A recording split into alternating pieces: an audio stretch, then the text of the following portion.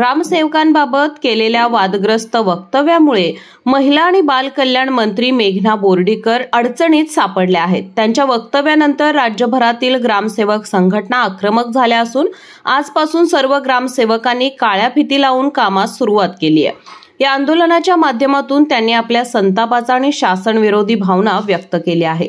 ग्रामसेवक संघटना अध्यक्ष बाबासाहेब कापसे यांनी स्पष्ट शब्दात मंत्री बोर्डीकरांच्या वक्तव्याचा निषेध केला आहे। शासनाच्या कर्मचाऱ्यांबाबत मंत्रिपदावर असलेल्या व्यक्तीने अशा प्रकारचे वक्तव्य करणे हे अत्यंत निंदनीय असून याचा आम्ही तीव्र शब्दात निषेध करतो। हे वक्तव्य आम्हाला खालच्या दर्जाचं मानणं आहे असं त्यांनी म्हटलं। येत्या 7 ऑगस्ट रोजी राज्यभरातील ग्रामसेवकांनी मूकमोर्चा काढण्याचा इशारा दिला असून शासनाने या प्रकरणात दिलगिरी व्यक्त करावी अशी मागणी केली आहे।